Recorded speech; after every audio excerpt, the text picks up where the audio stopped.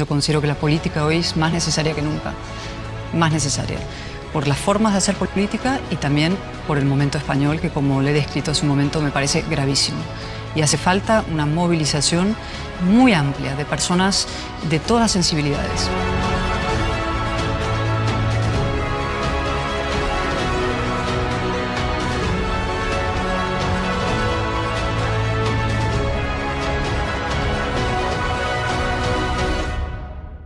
Torcuato tiene una frase cuando le preguntaban cómo fue posible la transición, y él dijo: el corazón sujeto y en su sitio.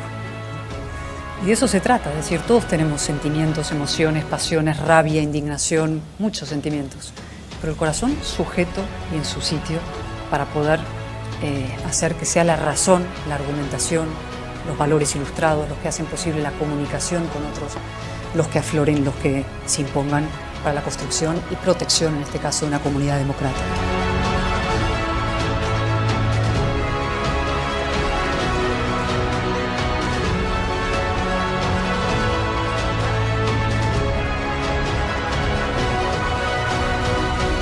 Y cuando hablamos de la ley, ¿qué hace la ley? La ley, sobre todo, protege a los débiles, a los más frágiles de los poderosos, es decir, asegura que nadie pueda saltarse las reglas comunes que son las que permiten la convivencia en paz y en libertad.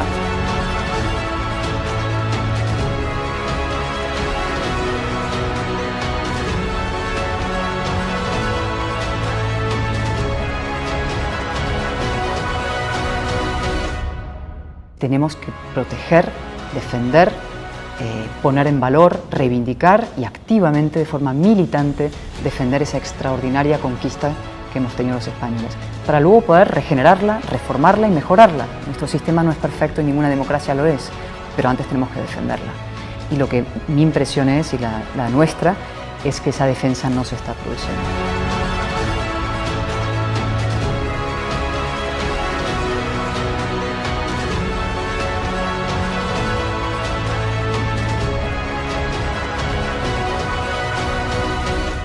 El populismo es el fracaso de la política. La política tiene que ser, debería ser, el uso de la razón, y el populismo es la explotación de la irracionalidad que todos los seres humanos llevamos dentro. Y por otra parte es el hipócrita culto al pueblo con espurios fines antidemocráticos. Es una definición un poco ancha, un poco amplia, pero creo que también englobaría todos los fenómenos, ¿no? Un hipócrita culto al pueblo con espurios fines antidemocráticos, por tanto contrarios a los intereses teóricos de ese pueblo en cuyo nombre se habla, ¿no?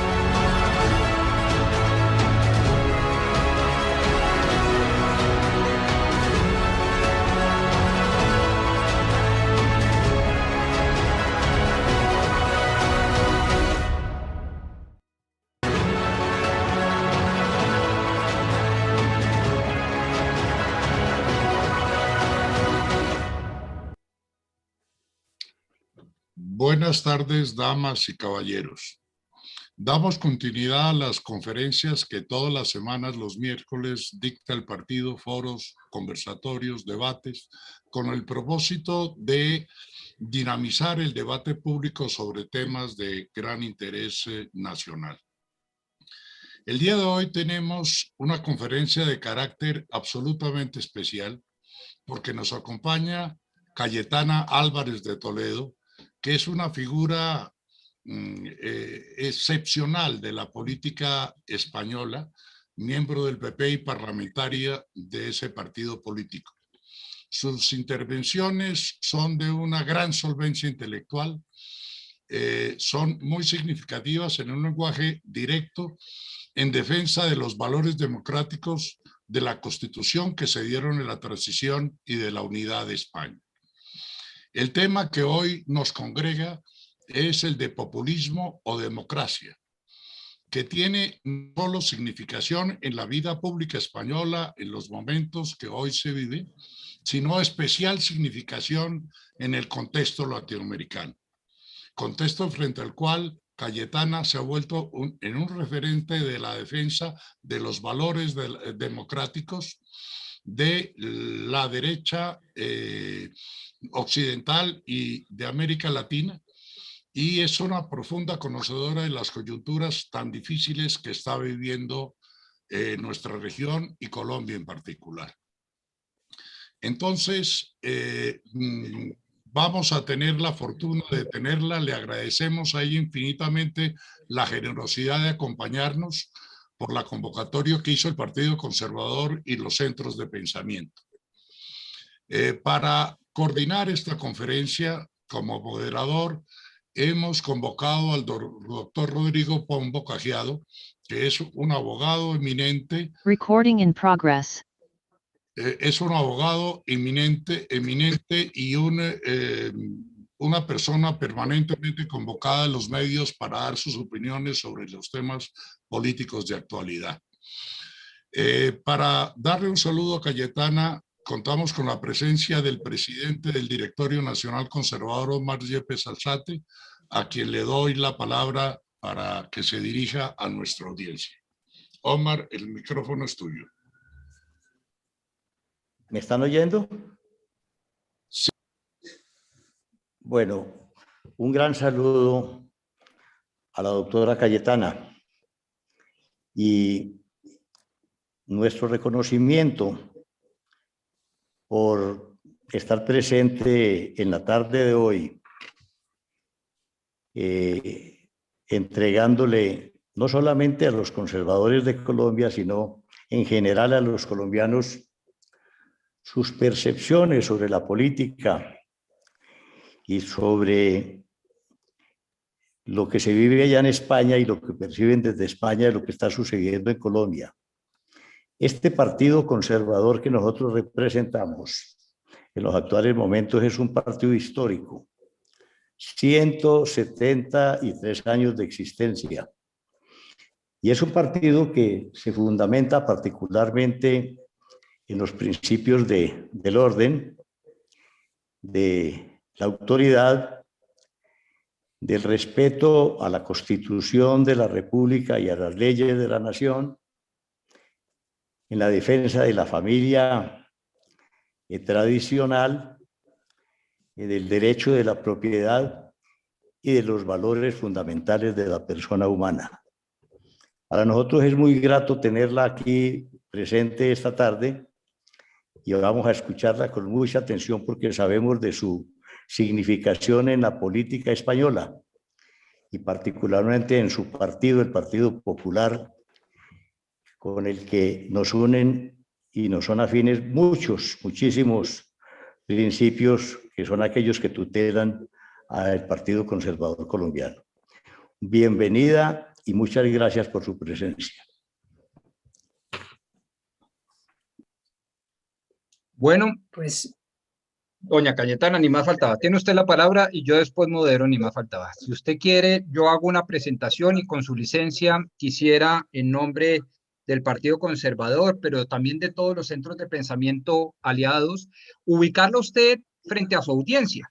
Entiendo que ya estamos solo en este Zoom, más de 620 personas, pero están conectadas más de 5 redes y los medios nacionales tradicionales también está cubriendo su evento, doña Cayetana, de tal manera que empiezo por el principio, aun cuando suene redundante. Mil y mil gracias. Colombia le agradece, y no solo le agradece su presencia hoy, sino que le agradece la forma tan valiente, clara y lúcida con la que usted ha demostrado enfrentarse a las ideas populistas latinoamericanas.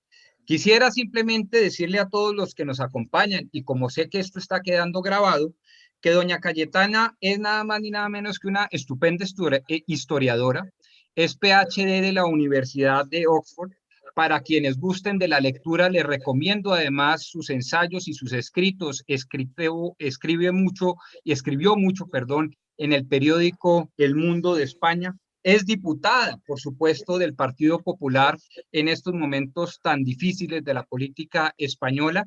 Y lo que yo más quisiera resaltar, y esto no me lo han puesto en el libreto, doña Cayetana, pero lo voy a decir, es que si hay un ejercicio verdaderamente exquisito, placentero, gustoso, a cualquier hora del día y de la noche, que cualquier latinoamericana pueda llegar a hacer, es precisamente meterse en YouTube, en esta red social, y buscar sus videos. sus videos parlamentarios se han vuelto una especie, se han convertido en una especie de tea, de verdadera tea que ilumina y no de aquellas difusas antorchas que queman todo lo que se les pone a su paso. Muchas gracias por estar acá y permítame también con su licencia, señora diputada, agradecerle al doctor Gilberto Alzate y por supuesto al presidente del Partido Conservador. Ustedes dos hombres, muy elegantes por cierto, de corbata y haciéndole, digamos, gala a su generación, pues han dado en el clavo. Y ya que estamos en época de Copa América y de fútbol, quiero agradecerles porque se han metido, yo no diría un gol, una goleada al populismo, trayendo y invitando a doña Cayetana. Miren, el país entero les agradecerá por muchas décadas esta conferencia. Es una conferencia que tengo entendido está planeada para acabar ferozmente, estocar decididamente los movimientos disolventes y fanáticos que en palabras de doña Cayetana no disciplinan sus corazones y que no ponen sus corazones en su sitio para dejar que la razón actúe en favor del desarrollo y el progreso. De tal manera que, doctor Gilberto, muchas gracias, muchas felicitaciones. Presidente Omar Yepes, muchas felicitaciones por convocar a muchos colombianos y a todos los centros aliados que han puesto su grano de arena. Y quiero con esto decirle, doña Cayetana, que se trata de los centros de pensamiento y de acción más relevantes de la historia y de la vida nacional. En Medellín, en Cali, en Bogotá, en las principales ciudades, usted encontrará siempre un eco rico, fructífero a todas las ideas que usted nos va a compartir. Diciendo esto, simplemente cierro con la organización, con una especie como de estructura de esta charla. Hemos convenido con nuestra invitada que básicamente empezaremos con una disertación de 30 a 45 minutos.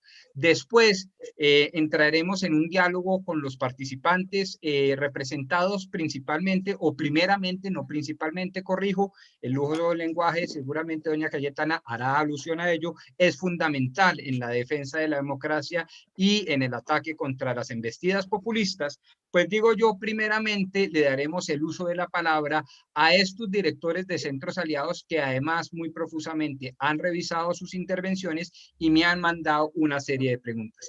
Y si el tiempo no lo permite, y ustedes entenderán todos, por favor que nos tienen, si no alcanza el tiempo, que disculpar, pero es que aquí son las 3:15 de la tarde, en el Reino de España son algo así como las 9:15 de la noche, y doña Cayetana además tiene otras labores, entre esas la de pues pertenecer a un hogar maravilloso que tiene que responder. Entonces, pues no le queremos quitar mucho más tiempo y queremos decirle que esta es su patria, una patria extendida y una patria que siempre está dispuesta a oír unos buenos consejos de buenos amigos, en este caso de usted. Mil y mil gracias. A partir de ese momento el micrófono es suyo y para los que por cualquier razón no puedan tomar atenta nota, no se me preocupen.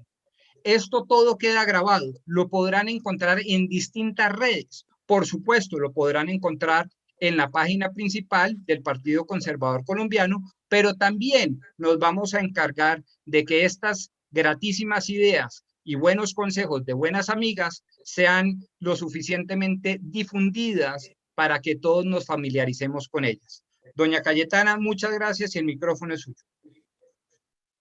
Bueno. Pues de verdad muchísimas gracias por esta acogida tan cálida y tan hospitalaria y tan emocionante, debo decir.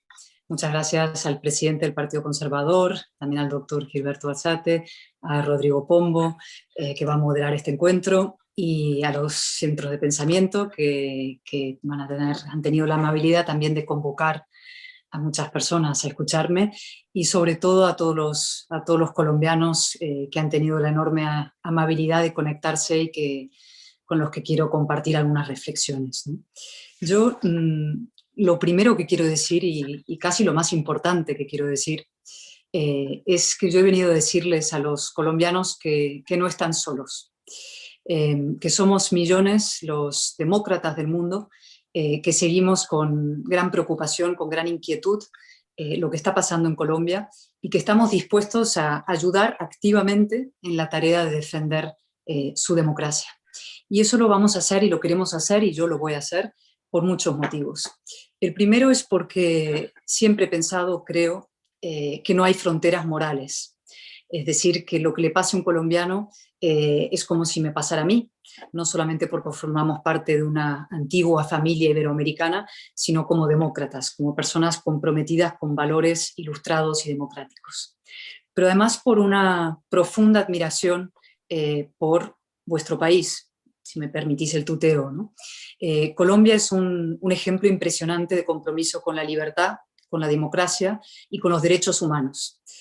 Lo fue cuando se rebeló frente al intento del narcotráfico y del crimen organizado de convertir a Colombia en su cortijo particular, convertirlo en un Estado fallido. Los colombianos se abrazaron al Estado de Derecho, a la ley, defendieron su derecho a vivir con seguridad y con libertad, quisieron seguir siendo una democracia, dieron la espalda a la FARC y también a la impunidad, y dieron en ese sentido una lección a todos los demócratas del mundo. Pero también por un motivo en el tiempo más cercano, ¿no? Que es lo que ha hecho Colombia respecto a Venezuela. Yo estuve en Cúcuta, yo he sido periodista, soy periodista política, pero hace poco periodista en activo, y estuve en Cúcuta cuando se hizo el noble intento de llevar ayuda humanitaria desde Colombia a Venezuela. Y ahí pude ver con conmoción a cientos de familias cruzando la frontera. Vi a madres descalzas cargando a sus bebés en brazos, y otras sus poquísimas pertenencias en 2 o 3 bolsas de plástico, entrando a la frontera, entrando en Colombia, huyendo de la represión chavista, de la más atroz de las miserias. Vi cómo los colombianos los recibían, los abrazaban, les acogían, les daban comida, les daban refugio. Incluso vi por la mañana, en una mañana muy dramática, cómo decenas de miles de colombianos hacían un intento finalmente fallido, pero extraordinariamente, en fin, valiente, por llevar toneladas de ayuda humanitaria, entrarla en Venezuela. Y ahí, junto con un concejal colombiano, fuimos a uno de los puentes y vi cómo caían muchachos heridos de bala a mi lado, cómo sufrí también el gas lacrimógeno en los ojos, muchos de nosotros. Concejales me ayudaban, me decían lo que tenía que hacer en circunstancias así, que como podrán comprender en Europa no son tan frecuentes, no lo son en estos momentos. Y me emocionó profundamente ver la solidaridad, el espíritu democrático y de defensa de los derechos humanos de tantos colombianos hermanados con sus vecinos y con otros demócratas por ese anhelo de vivir en libertad. Estuve también ahí, y aprovecho para enviar un abrazo a su familia, con el ministro Holmes en la noche conversando, y sentí profundamente su muerte, y debo decir que traslado mi pésame a su familia y un abrazo a su familia. Y por eso que Colombia ha hecho, no solo por Venezuela, sino por los propios colombianos y por tanto para toda la región, para toda América Latina, yo personalmente tengo una deuda eterna de gratitud y un compromiso y una responsabilidad que he venido de alguna manera a ejercer hoy, ¿no? Y yo creo que la responsabilidad se ejerce hablando con claridad, llamando a las cosas por su nombre, ¿no? Y intentando explicar muy bien en qué situación nos encontramos y en qué situación se encuentra Colombia. Por tanto, hablaré sin ningún tipo de autocensura ni tapujo, ¿no? Yo creo que en Colombia se juega hoy el futuro de la democracia liberal en América, ¿no? Colombia es, como dice mi buena amiga Ana Palacio, ministra de Exteriores que fue de España, la piedra de toque, ¿no? Ahí nos jugamos el futuro de democracia o populismo en América Latina, y no solo en América Latina.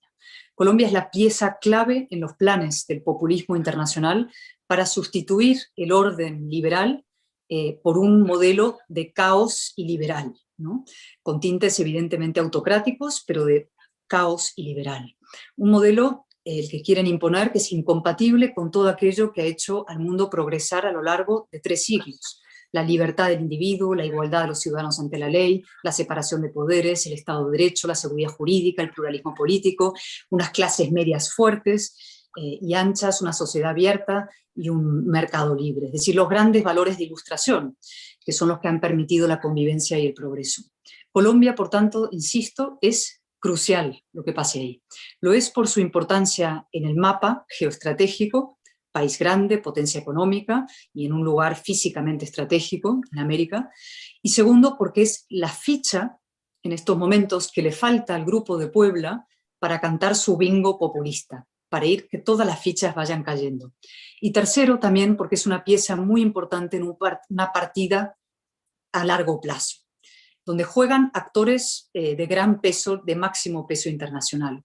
Estamos ante una gran partida de ajedrez, de alguna manera, donde defender las piezas democráticas en nuestro tablero como si fueran el rey, cada una de ellas es absolutamente esencial. En esa gran partida de ajedrez juegan los rusos, juegan los chinos y jugamos los occidentales, los demócratas, aunque en estos momentos me temo que estamos jugando demasiado poco. Pero el caso colombiano es crucial. Muchos otros países en estos últimos meses han ido cayendo, incluso democracias que considerábamos plenamente consolidadas, ¿no? Evidentemente la pieza que cayó hace tiempo y que sigue ahí es Cuba, donde no ha habido deshielo, sino que ahí sigue vigente la gerontocracia liberticida. Evidentemente otra es Venezuela, donde Maduro sigue en pie a pesar de todo, a pesar de la devastación económica causada, a pesar de las infinitas pruebas de que es una dictadura criminal. Yo estuve también en Venezuela como periodista, estuve en el Helicoide, estuve en Ramo Verde, estuve en La Tumba, estuve con jovencísimos opositores políticos y estudiantes que habían sufrido todo tipo de represiones y vejaciones. Vi la miseria también, el hambre, los supermercados vacíos, el desastre absoluto de la devastación causada. Argentina, un país cercano a mí por mi familia vive ahí, parte de mi familia materna es argentina, pues ahí volvió Cristina Kirchner, símbolo de la corrupción. En Bolivia ha vuelto el mundo de Evo Morales, regresivo y autoritario.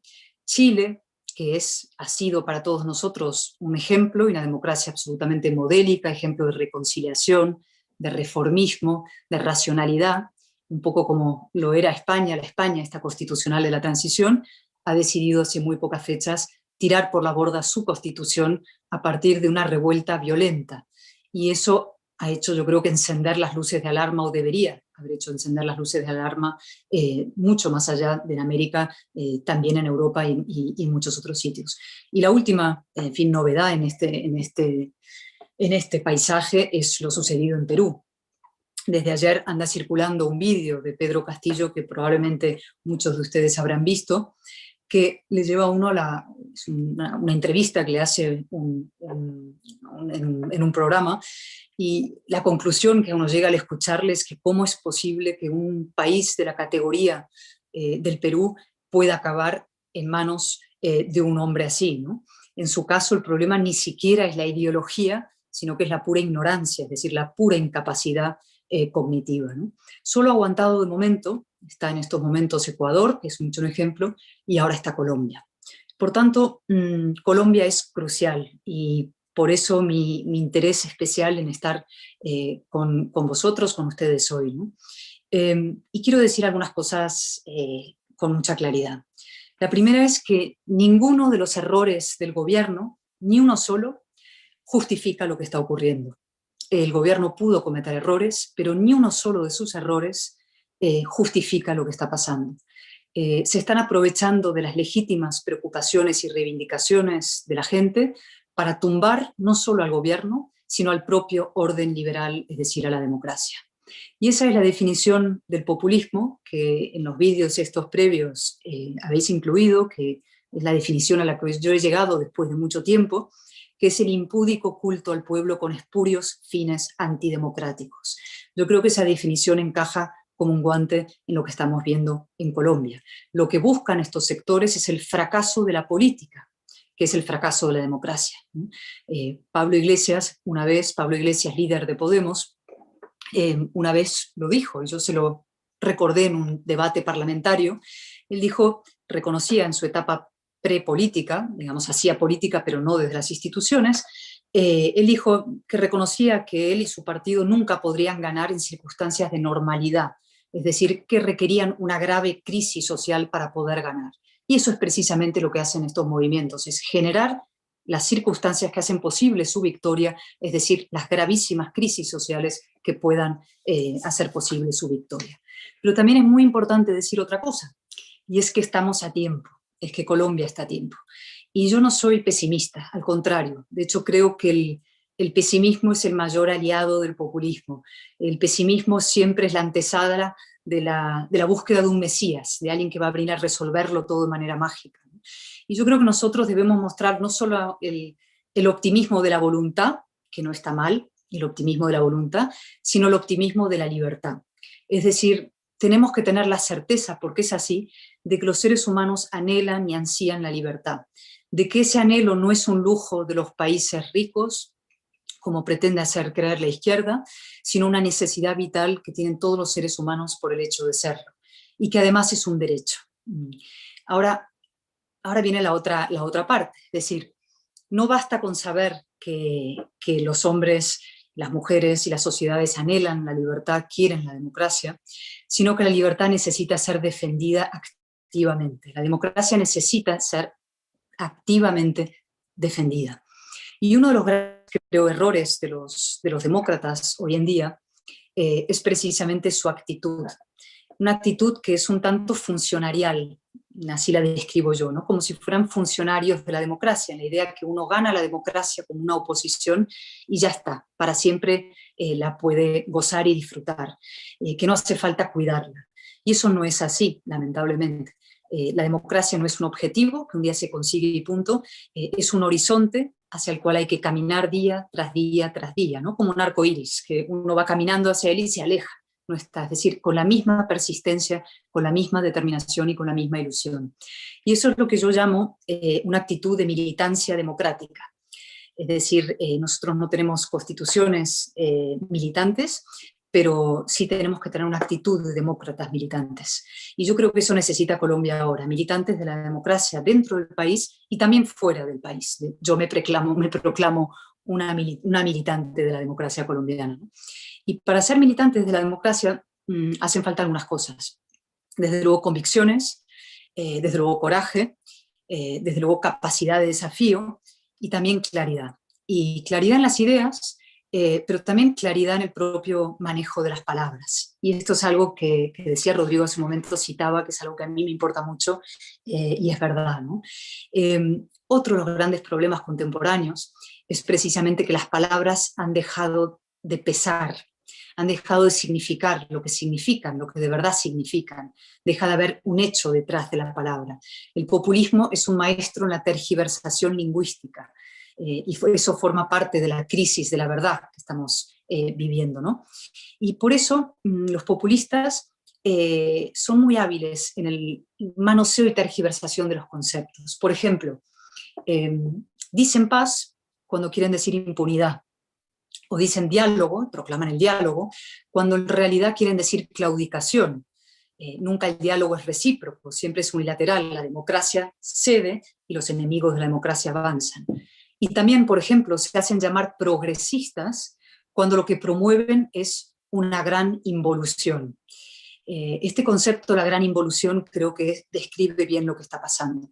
Es una involución hacia la irracionalidad, hacia el tribalismo identitario y hacia ideas ya fracasadas. Los populistas practican eso que Moisés Naim describe muy bien como la necrofilia ideológica. Es decir, defienden ideas que ya han fracasado estrepitosamente a lo largo de la historia, que han causado ruina, incluso millones de muertes a lo largo de los siglos, ¿no? El marxismo, el comunismo, el nacionalismo, ¿no? Lo que pasa es que son muy hábiles a la hora de disfrazar estas ideas con un celofán nuevo, con palabras bonitas, ¿no? Esa tergiversación semántica pasa en todos sitios, ¿no? Yo me acuerdo cuando empecé a ocuparme de lo que pasaba en Venezuela, mi primera intervención parlamentaria pidiendo la liberación de los presos políticos en Venezuela, creo que fue la primera intervención en cualquier parlamento fuera de Venezuela. Empecé precisamente mi intervención diciendo, esto fue en el año, bueno, ya hace bastante, hace 2014 sería, diciendo, llamemos a las cosas por su nombre, Venezuela es una dictadura, no es una democracia populista, no es una democracia híbrida, tampoco es una democracia formal, que eran los eufemismos que se utilizaban para no llamar a Venezuela por lo que era, que es una dictadura, y por tanto para no tener que actuar, porque cuando uno nombra las cosas está obligado a actuar en consecuencia, ¿no? En España también se juega mucho con las palabras. Aquí, por ejemplo, la moderación, la palabra ser moderado, es un atributo que la izquierda y los nacionalistas más radicales te conceden cuando te portas bien, es decir, cuando haces exactamente lo que a ellos les conviene y les gusta. Entonces te llaman moderados. Por eso yo siempre digo que si alguien me llama moderados, me preocupo, ¿no? Cayetana es moderada, me preocupo porque digo, algo estaré haciendo mal. Y al revés, esa etiqueta que ponen a cualquier persona que se enfrenta a la izquierda o al nacionalismo, que es facha, fascista, pues digo, pues miren, si hoy no te llaman facha es que no eres nadie, ¿no? Nadie sensato que yo conozca hoy en día en España no le han llamado alguna vez facha, ¿no? Hasta gente incluso que venía de la izquierda y que se opone a la deriva radical contemporánea, ¿no?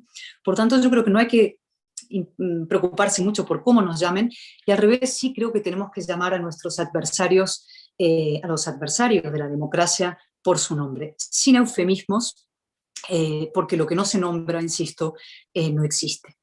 Y aquí voy a ser muy clara. Yo creo que no basta con decir algunos políticos quieren desestabilizar Colombia para ganar las elecciones en 2022.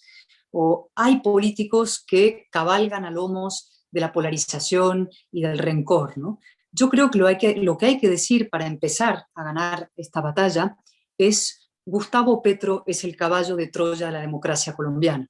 Y Gustavo Petro está dispuesto a sacrificar la salud, el empleo, la seguridad y el bienestar de los colombianos para llegar al poder, ¿no? Porque realmente creo que nadie que jalea los bloqueos o que busca beneficiarse de un clima de desestabilización, incluso de violencia, puede amar a su patria, ¿no? Y nadie que pone en jaque el tejido productivo de su país, que es el que crea empleos y sufraga las escuelas y la sanidad y los servicios sociales, después, además de una brutal pandemia, puede hablar en nombre del pueblo. Y nadie que promueva activamente la división social, la desestabilización, el empobrecimiento de su país puede llamarse un patriota, ¿no? Nada de eso es amor por Colombia, ni muchísimo menos amor por el pueblo, ¿no? Yo creo que todo eso es una muestra de falta de escrúpulos y una disposición al como sea para llegar al poder, ¿no? Es en nombre del pueblo, destruyo al pueblo para llegar al poder. Y esos son delitos de lo que yo llamo de lesopatriotismo, ¿no? Y creo que tienen que ser denunciados políticamente con claridad y con toda la serenidad que otorga decir la verdad y saber que estamos defendiendo los verdaderos intereses de todos los colombianos, de los más humildes, de los más vulnerables, hasta los que más capacidad tienen para crear riqueza y empleo, ¿no? Y por tanto, es verdad que se va a una cierta dibujo binario que, en fin, esto genera cierto vértigo porque da la sensación de una polarización, pero es como hablamos de democracia o populismo, hay que llamar por las cosas por su nombre, ¿no? Y yo diría, sí, Petro o la estabilidad, Petro o la seguridad, Petro o el abastecimiento, Petro o el empleo, Petro o la prosperidad, Petro o la libertad, Petro o la democracia o el fortalecimiento democrático colombiano, ¿no? Y ahora, a partir de ahora, voy a analizar algunas de las causas que me parecen de esta gran involución. ¿Por qué se ha producido y qué podemos hacer para encararla, para afrontarla, ¿no? Yo creo que el primer elemento que hay que tener en cuenta, no solo para Colombia, para Chile, para España, por supuesto, para muchos otros países, es la crisis de la socialdemocracia. Lo decía el otro día Enrique Krause en una intervención, brillante como todas las suyas, le hablaba de que el totalitarismo nazi fue derrotado, pero el totalitarismo comunista sobrevivió bajo los cascotes del muro de Berlín y se rearmó, ¿no? Y en ese rearme, lento pero inexorable, se ha ido llevando por delante también a la propia socialdemocracia. Es decir, la socialdemocracia se quedó sin relato y lo ha ido tomando prestado de los grupos más radicales, y no solo en la izquierda, sino también en ese nuevo fenómeno global que es el separatismo identitario, que tiene muchas vertientes que podemos analizar luego, ¿no? No solamente los separatismos identitarios etnicistas, los indigenismos, los feminismos radicales, muchas otras formas de separatismo, ¿no? La idolatría de la identidad es precisamente el nuevo instrumento que utiliza la vieja izquierda para alzarse con el poder. Y como ha dejado de tener a partir del mayo del 68, el archipiélago Gulag y el descubrimiento de lo que había detrás de ese mundo, de ese muro, como se quedó sin discurso universal para dirigir a una nación cívica, ha optado por romper el demos, la base de la sociedad política, de la comunidad política, en pequeños colectivos y en sumar esos pequeños colectivos, esos pedacitos para ahormar mayorías, ¿no? En España tenemos exactamente un gobierno así, que lo llamamos el gobierno Frankenstein porque está cosido a muniones. Forma parte Podemos, el PSOE, o lo que queda de él, ideológicamente, forman parte de esa coalición, partidos que apoyaron un golpe de Estado, dieron un golpe de Estado contra la legalidad constitucional en Cataluña, incluso un partido que no condena el asesinato político, que es Bildu, heredero de la banda terrorista de ETA, ¿no? Y esa coalición socialista, comunista, ese Frankenstein que lo llamamos, tiene poco que ver con el Partido Socialista de Felipe González, que sí apostaba, de hecho, por América Latina, por su estabilidad, por su inversión. Eran las mismas siglas, pero es un partido, una fuerza política muy distinta, ¿no? Y para conseguir sus objetivos, esta socialdemocracia en crisis, esta nueva izquierda reaccionaria, se está basando en otra de las características de nuestro tiempo, que es la exaltación sentimental, una vuelta a la pura irracionalidad, que es verdad que todos los seres humanos llevamos dentro, forma parte de nuestro cableado, pero que precisamente la civilización es un esfuerzo por someter nuestras emociones e intentar apelar a las razones, ¿no? Es un asunto sobre el que he hablado mucho en muchas ocasiones, pero que me parece crucial y cada vez más, pensando en Chile también, ¿no? Raymond Aron, un gran liberal francés, un gran hombre, dijo muchas cosas inteligentes. Una de ellas era que no bastaba con no ser comunista, sino que había que ser anticomunista, que podría aplicarse hoy en día. No basta con no ser populista, sino que hay que ser antipopulista, ¿no? Y también decía que la razón es la manera de pensar que da una oportunidad a la verdad. Y eso es precisamente lo que está hoy en regresión, ¿no? La razón como una manera de pensar que da una oportunidad a la verdad y a través de la verdad también al pacto político y a la convivencia. Porque todo lo que sea el culto al sentimiento y al yo personal, porque yo lo valgo, porque yo lo siento, porque yo lo quiero así, hace muy difícil la convivencia democrática, ¿no? Cuando los hechos sustituyen a las opiniones y las opiniones se convierten en hechos, pues la vida pública es un choque de sentimientos puramente, ¿no? De mis sentimientos contra los tuyos, y ahí la verdad desaparece. Cuando es puramente el yo sentimental frente al otro, ¿cómo nos ponemos de acuerdo, ¿no? Y la verdad desaparece, y una democracia sin hechos fácticos, sin un suelo de verdad, es muy difícil que funcione, ¿no? Evidentemente en esa exaltación sentimental, en esa vuelta a la irracionalidad, juegan un papel muy importante y amplificador todo el mundo digital, las redes sociales, de eso se ha escrito mucho también, pero también la propia degradación de la conversación pública y política y parlamentaria. Yo soy parlamentaria y el debate público, el debate parlamentario hoy en día ha perdido muchísimo respecto hace 10, 15 y nos cuento hace 40 años, ¿no? La política se ha convertido hoy en día en una suma de emoticonos, que es la expresión sentimental, de tweets, que es la búsqueda de la síntesis más, en fin, simplificadora del pensamiento, y de Netflix, de los capítulos de Netflix, he dicho yo alguna vez, porque hay políticos que juegan a la política como si fueran capítulos de una serie, ¿no? Algo visceral, sentimental, espectacular, política espectáculo, ¿no? Y la izquierda evidentemente opera bien en el campo sentimental y la derecha mucho menos. Hubo aquel famoso debate que muchos de ustedes recordarán, cuando Valéry Giscard d'Estaing le dijo a François Mitterrand, mire, señor Mitterrand, la izquierda no tiene el monopolio del corazón. Bueno, es verdad, la izquierda no tiene el monopolio del corazón, pero es como si la tuviera, porque la derecha nunca acaba de reivindicarlo del todo y la izquierda sigue ejerciendo activamente el monopolio del corazón.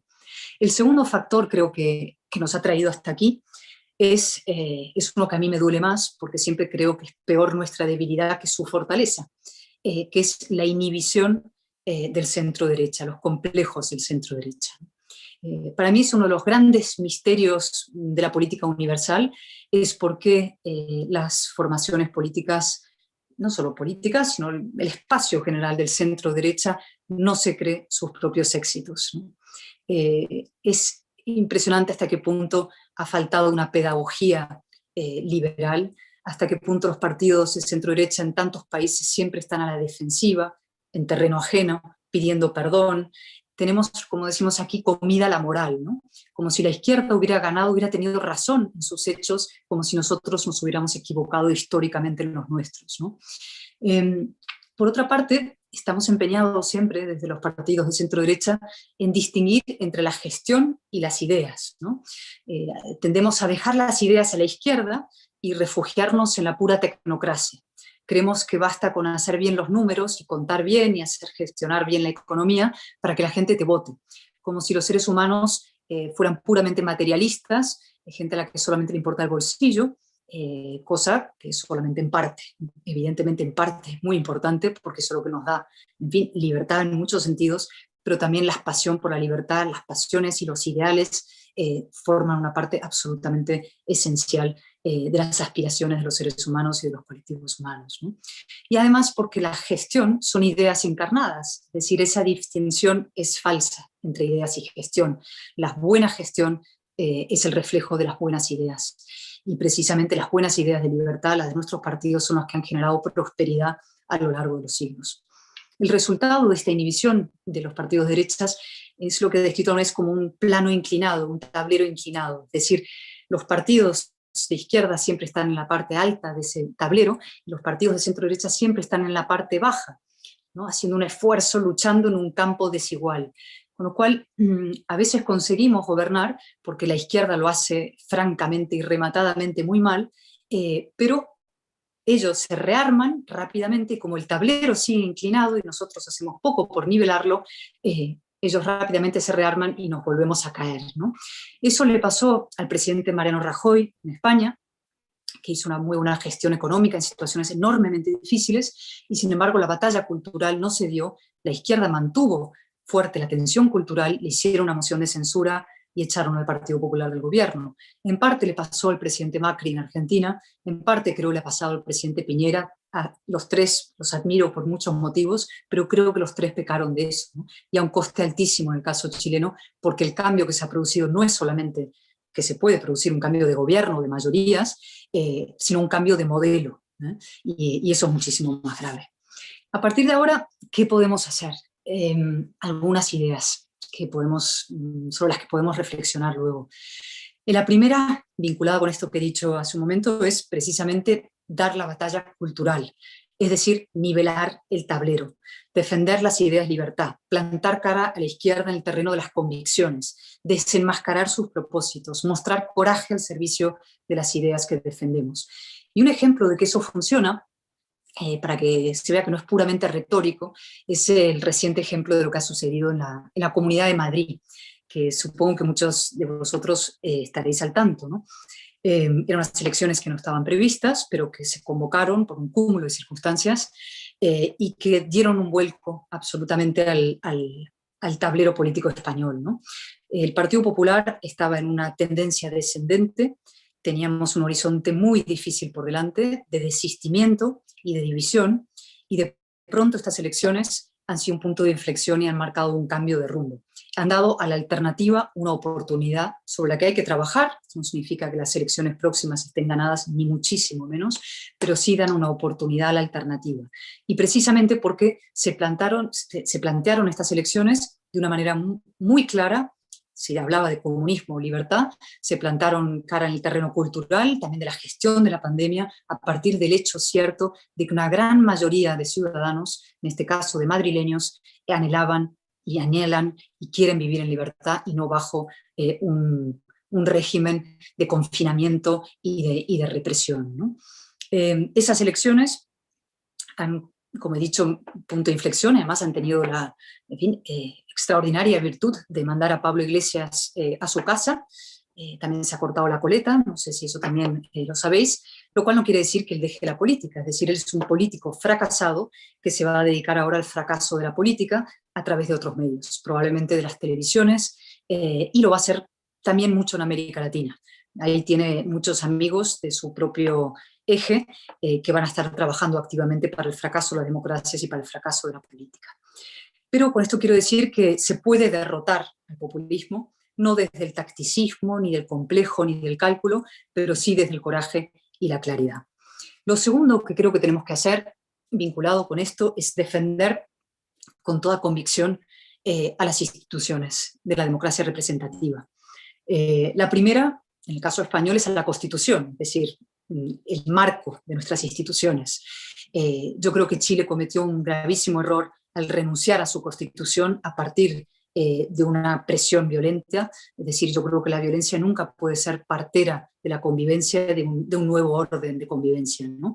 Y desde luego en España yo soy una férrea defensora del modelo constitucional que hizo posible precisamente la convivencia de los distintos, de gente muy diferente, de monárquicos, republicanos, creyentes, ateos, catalanes, castellanos, en un marco de igualdad y de libertad. En segundo lugar, por eso también me opongo a la negociación con los chantajistas, es decir, a dar indultos a los golpistas, que será debate en estos días en España. No creo que se pueda negociar con quienes dan golpes de Estado, que no hay nada que ceder en ese caso, y probablemente hay que pensar muy seriamente si se negocia con los que bloquean un país y en qué condiciones. Es decir, el chantaje no puede ser la base de una negociación. Luego, evidentemente, otro pilar fundamental que tenemos que defender es una justicia independiente y despolitizada, otro de los grandes asuntos en España, ¿no? La justicia es el dique de contención en tiempos de crisis para la democracia en España y tiene que estar por eso precisamente despolitizada y limpia de toda presión política. Y aquí ha habido un intento clarísimo de apropiación de la justicia que ha sido frenado en parte por Europa, hay que decirlo, y en parte por la contestación interna y popular. También las fuerzas y cuerpos de seguridad del Estado. Yo sé que este es un asunto especialmente importante y delicado en Colombia, ¿no? Y quiero deciros que sé perfectamente, porque aquí llega la campaña de desprestigio feroz que están sufriendo las fuerzas del orden en Colombia, ¿no? Y nos pasó también a nosotros cuando el golpe de Estado en Cataluña el 1 de octubre. Hubo una campaña de desprestigio contra la policía y la Guardia Civil organizada por parte de los grupos violentos y también desde elementos externos, los rusos con sus bots y todo esto que parece ciencia ficción, pero que es la realidad, contribuyeron a una campaña de desprestigio y de desestabilización a través del ataque a las fuerzas y cuerpos de seguridad para transmitir la imagen de que España era un Estado represivo, un Estado no democrático. Y lo mismo está pasando con Colombia. Es decir, puede haber casos puntuales de exceso y abuso policial que tienen que ser depurados, por eso las democracias se dedican a depurarlos, pero jamás se puede hacer de esa anécdota una categoría, y mucho menos una categoría para desprestigiar a las fuerzas del orden, desprestigiar al Estado entero y por tanto por poner a la democracia en jaque, ¿no? Las fuerzas y cuerpos de seguridad son los escudos de nuestras libertades, son los escudos por tanto también de los derechos y garantías y los derechos humanos. Tercer punto, va quedando, no sé si me alargo mucho, pero no queda tanto. Responsabilidad de las élites, otro tema favorito mío. A ver, hay evidentemente muchas excepciones y muy honrosas, ¿no? Pero la actitud de las élites a mí me preocupa. Me ha preocupado en España. Una actitud de lavarse las manos y otros incluso de hacer negocio con la erosión de los valores democráticos. Pasó en Venezuela que muchos grupos empresariales y mediáticos decidieron hacer negocio con el chavismo, pensando que no iba a ser tan grave por una parte y que otra, bueno, pues para qué encararse, enfrentarse, ¿no? Ha pasado también en Cataluña. La clase empresarial catalana siempre mantuvo frente al separatismo una actitud de condescendencia, de equidistancia, de contemporización. Y ha pasado también en el conjunto de España con el populismo y con Podemos, grupos mediáticos grandes que con tal de obtener muchos clics, mucho share, mucha audiencia, pues hicieron literalmente, perdón la expresión, pornografía política en las televisiones a costa de la fortaleza democrática, ¿no? Por tanto, yo creo que las élites de nuestros países, a quienes tienen poder económico, poder social, poder mediático, hay que emplazarles, ¿no? a que también defiendan la democracia de manera activa y que no crean que el beneficio de hoy va a ser el beneficio de mañana, ¿no? Lo que se juegan hoy es nada menos que el futuro, no solamente democrático, sino sus propias cuentas de resultados, ¿no? No hay prosperidad sin seguridad jurídica, ni hay prosperidad sin democracia.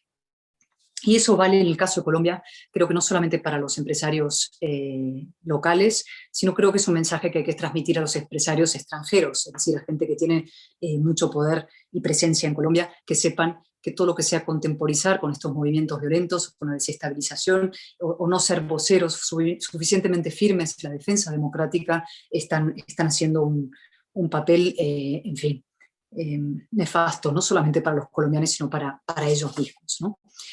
Cuarto punto, una exigencia a la comunidad internacional, un llamamiento, ¿no?, contra la condescendencia también y contra el cinismo, que es otro de los grandes pecados en los que cae la comunidad internacional en muchos casos, ¿no? Por ejemplo, Estados Unidos es un país que ahora está en un proceso también difícil de recomposición interna, después de unos años muy complicados con Trump, ¿no?, pero que creo que tiene que ser mucho más consciente de lo que está sucediendo en América Latina, que es, como ellos dicen, su backyard, ¿no?, su patio trasero. México, Venezuela, Nicaragua, Cuba, Perú, Chile, Argentina. Es decir, tiene que tomar nota y tiene que defender, creo, activamente, más allá de las puras proclamas de amistad, a los demócratas colombianos en la defensa de sus instituciones y de sus libertades, ¿no? Los intentos de desestabilizar Colombia no son una cuestión interna de Colombia, como se suele decir, ¿no? Y se decía lo mismo con Cataluña, ¿no? En Europa decían, el desafío separatista de Cataluña es una cuestión interna de España. Y no era verdad, era una cuestión interna de Europa, afectaba los valores europeos, afectaba la integridad europea, afectaba todo lo que Europa quiso y significa, ¿no? Significar y significa.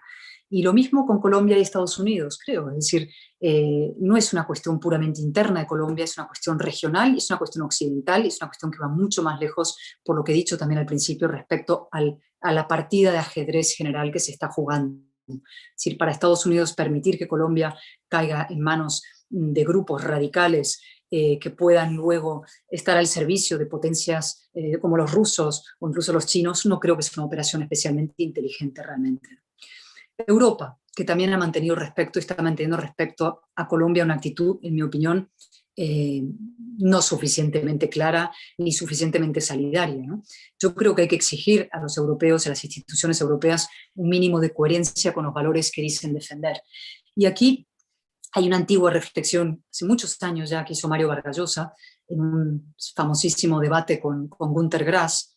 Y decía Mario, hace ya tantos años, que es increíble tener que repetirlo ahora, ¿no?, se quejaba de ese racismo visceral que mostraban muchos europeos que estaban dispuestos a aceptar para América Latina lo que jamás aceptarían para a sí mismos, ¿no?, que hacían en América Latina una especie de revolución de salón, ¿no?, revolución en patio ajeno, turismo del ideal, ¿no? Y hay muchos líderes europeos que hacen eso, yo creo, ¿no? Y a mí eso debo decir que me indigna especialmente. Yo muchas veces he emplazado al señor Borrell, por ejemplo, a abandonar su infinita condescendencia con el régimen de Maduro, ¿no? Siempre tratan a los demócratas venezolanos como si tuvieran que pasar tests de limpieza democrática, como si no fueran suficientemente demócratas a la hora de plantear sus reivindicaciones. Y yo me pregunto, ¿no?, ¿aceptaría el señor Borrell o tantos de estos líderes europeos bloqueos de semanas que destruyen el tejido productivo de sus países? ¿Aceptarían que se impusieran negociaciones mediante chantajes? Yo creo que evidentemente no, ¿no? Bueno, un ejemplo clarísimo de esa revolución en patio ajeno es precisamente Podemos, ¿no? Un partido cuyos líderes, pues, en fin, se han dedicado a predicar la revolución en América Latina desde su chalet con piscina en forma de piscina de riñón en la zona de Galapagar, en las afueras de Madrid, ¿no? Esa radical hipocresía. Luego está el papel de España, que también merece un comentario, ¿no? ¿Qué está haciendo España? España tiene un papel fundamental que jugar, de liderazgo y de ayuda y de ser el primero en la manifestación de defensa de las democracias en América Latina como interlocutor con Europa y con otras instituciones internacionales, ¿no? El problema es que no está ejerciendo ese papel, sino todo lo contrario. Desde que José Luis Rodríguez Zapatero dejó la silla vacía en la Cumbre Iberoamericana de 2010 en Mar del Plata, el proceso de involución de España respecto a América Latina ha sido notable, ¿no?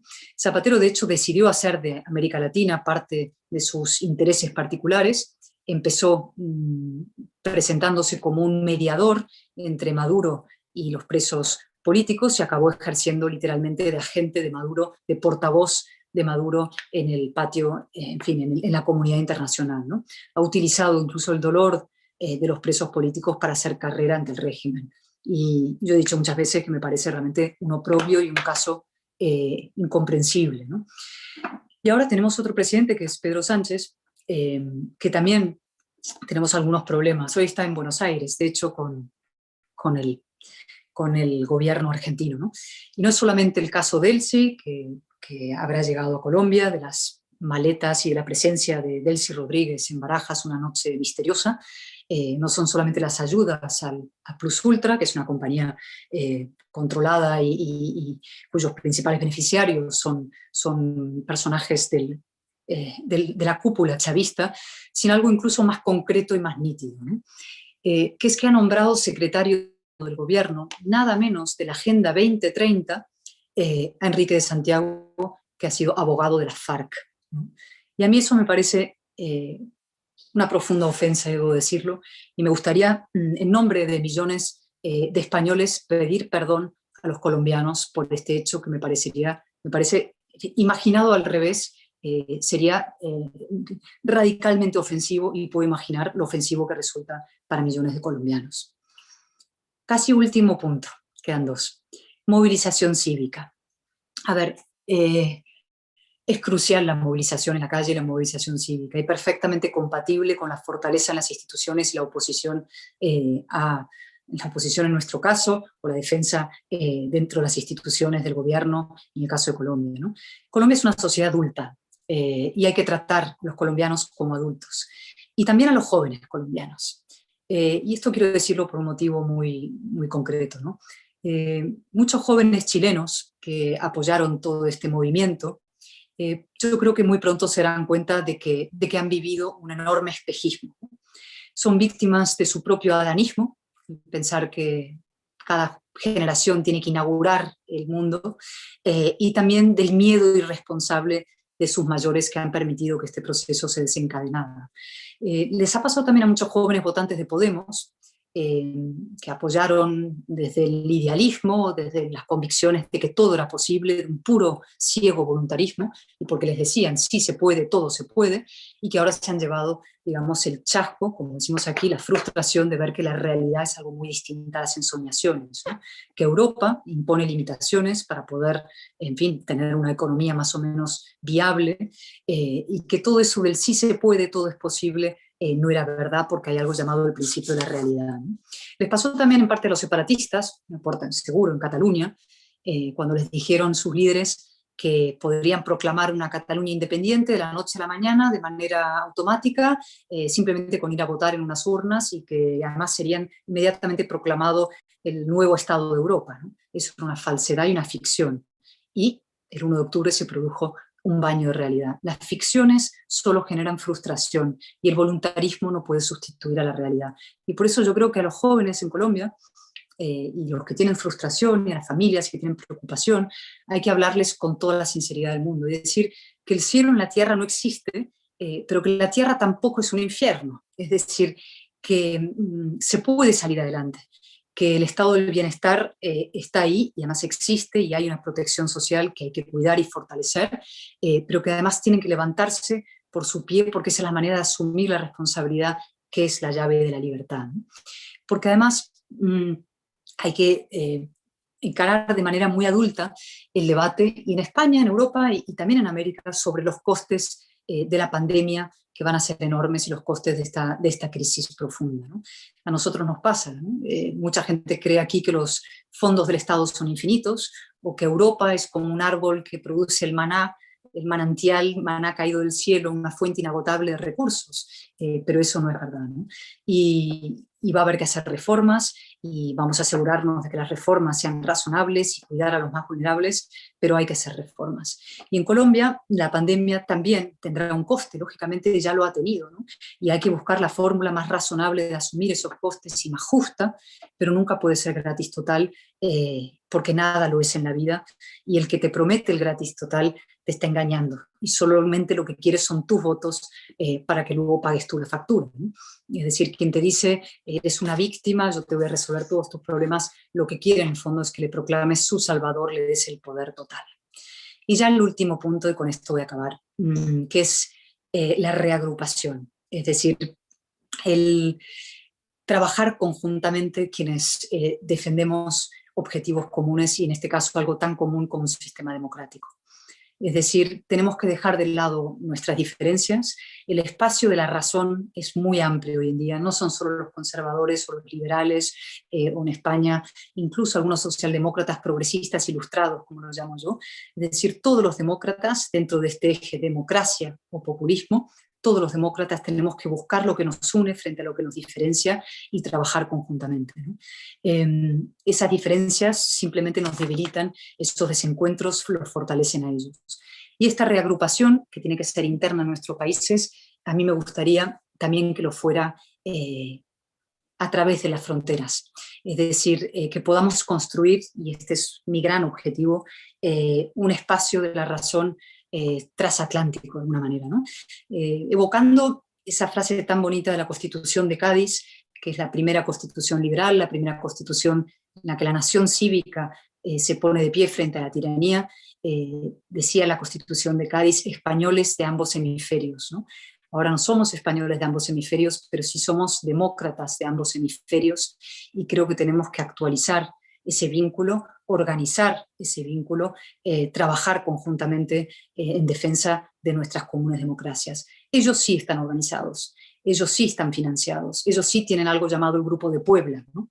Pues nosotros tenemos que tener nuestro Grupo de Bogotá, o Grupo de Madrid, o Grupo de Barcelona. Yo soy diputada por Barcelona, y Barcelona es la zona cero del nacionalpopulismo en España o incluso en Europa, diría, ¿no? Y es una opción y una posibilidad, pero lo dejo abierto a debate, ¿no? Y acabo ya. Como empecé con una nota de optimismo sincero, no un optimismo irracional, sino un optimismo racional, con mucha fuerza, transmitiendo todos los ánimos. Las ideas de la libertad han ganado cuando hay convicción y fortaleza para defenderlas. Se requiere simplemente convicción, capacidad de desafío y también colaboración. Ustedes tienen toda la mía, toda mi colaboración y también mi infinita gratitud por lo que sé que van a lograr en este año que queda por delante, ¿no? Que es la derrota del populismo y dar al mundo una nueva lección de compromiso colombiano con la democracia. Muchísimas gracias. Lástima, y es muy triste, doña Cayetana, que estos medios virtuales no permitan oír un fuertísimo aplauso, que seguramente usted en este momento saldría como los grandes toreros por la puerta grande. Tenemos 828 personas en Zoom, 428 personas conectadas en YouTube, 167 personas conectadas en este momento a través del Facebook, más 12 redes de distintos centros aliados de pensamiento, más las redes del Partido Conservador, transmitiéndola en vivo y en directo. Hay una persona a quien no conozco, advierto, que se llama Nicolás Ríos, y quien ha utilizado la herramienta del chat para decirnos, abro comillas, excelente Cayetana, saludos desde Bogotá, cierro comillas. Yo creo que esa palabra o esa frase resume en muy buena medida lo que usted ha hecho esta tarde. Nos ha llenado de píldoras, de esperanzas, de ideas. Y como el tiempo es oro y como de lo que se trata es también de disciplinar el corazón, como usted también nos lo viene enseñando de tiempo atrás, pues voy a empezar con una pregunta que la ha formulado el decano de política de una muy prestigiosa universidad de Bogotá, el doctor Cristian Rojas, quien representa un centro que se llama Nueva Democracia, que agrupa centenares de jóvenes por todo el país, particularmente o bien, principalmente en Bogotá, y que me parece que cuya pregunta complementa muy bien la presentación inicial. Se pregunta Nueva Democracia. En Colombia el feminismo radical no tiene la fuerza que tiene en España, no hasta ahora. Según su experiencia, ¿cómo se articula ese movimiento y otros fenómenos identitarios con el populismo? A ver, es una parte crucial. Como yo he dicho antes, uno de los problemas contemporáneos más graves es el separatismo, ¿no? Que tiene expresiones distintas. En Francia es el islamismo, en España es el nacionalismo centrífugo, separatista catalán, vasco, también el feminismo. En Chile, feminismo e indigenismo. En México hay indigenismo. En Estados Unidos hay todas las políticas de género. Es decir, estos movimientos están muy vinculados al populismo y contribuyen a su mismo propósito, que es la ruptura de la comunidad democrática en pequeños colectivos, ¿no? Y todos operan de la misma manera. Es muy interesante verles: el islamismo, el feminismo, el nacionalismo centrífugo, el indigenismo, ¿no? Primero, forman un colectivo artificial, es decir, un bloque granítico, las mujeres como bloque, ¿no? Todas las mujeres tienen que opinar igual, pensar igual, sentir igual y votar igual a la izquierda, ¿no? Ese bloque artificial. Cualquier persona que se quiera escapar del bloque, diga yo soy una mujer que no soy de ese bloque identitario idéntico, es inmediatamente tachada de machista, cómplice del machismo, cómplice de la violencia, ¿no? Las mujeres se erigen en un derecho a hablar en nombre de otras mujeres como harían los hombres históricamente. El segundo elemento que entra a operar después del colectivismo es la victimización, es decir, se dice ese colectivo es un colectivo víctima y cualquier cosa que diga ese colectivo es puramente la verdad. Las mujeres se dice, por ejemplo, las mujeres siempre dicen la verdad. Es que no es verdad, ¿no? No es verdad que las mujeres digamos siempre la verdad, tampoco que siempre mintamos, pero decimos la verdad o la mentira igual que los hombres, ¿no? El tercer elemento que entra en juego, colectivismo, victimismo, es la segregación. Y esto sí ya es más peligroso, porque cuando la segregación empieza a tener un anclaje legal en la ley de un país y que haya leyes distintas en función de colectivos identitarios, entonces la ruptura de la comunidad política se empieza a producir. Y esto en España sí se ha hecho, en una ley muy polémica, que es la Ley de Violencia de Género, que bajo el pretexto de intentar combatir la violencia ejercida por hombres contra mujeres, lo que hace es introducir un agravante penal, es decir, un hombre es castigado con más pena por el mismo delito que una mujer. Y eso es inasumible, inaceptable. Eso es una vuelta a tiempos premodernos, cuando se nos juzgaba a las personas no por nuestras conductas, sino por nuestros rasgos identitarios, ¿no? Nuestro sexo, el color de nuestra piel, nuestra condición social, ¿no? Y luego el cuarto elemento que entra a operar es la llamada cancelación, que se llama hoy en día, que es la intolerancia. Es decir, cualquier persona que pueda criticar a nuestros grupos inmediatamente es tachado de fascista, homófobo, machista, todas cosas horribles y segregados de la comunidad, ¿no? Y eso acaba siempre en polarización, es decir, hombres contra mujeres, indígenas contra quienes no lo son, blancos contra negros, ¿no? Es decir, el populismo opera sobre estos fenómenos que son muy viscerales, muy sentimentales y son identitarios, y lo que hace es fracturar las comunidades políticas. Y por eso la izquierda se agarra a estos nuevos colectivos como una nueva bandera para intentar fracturar las democracias. Y hay que ser muy combativos contra ellos y defender los principios muy elementales, es decir, la igualdad de las personas ante la ley. Es decir, yo soy mujer, sí, soy igual, busco la igualdad con el hombre. Yo no quiero que un hombre sea más que yo, pero yo tampoco ser más legalmente que un hombre. Yo lo que busco es la igualdad.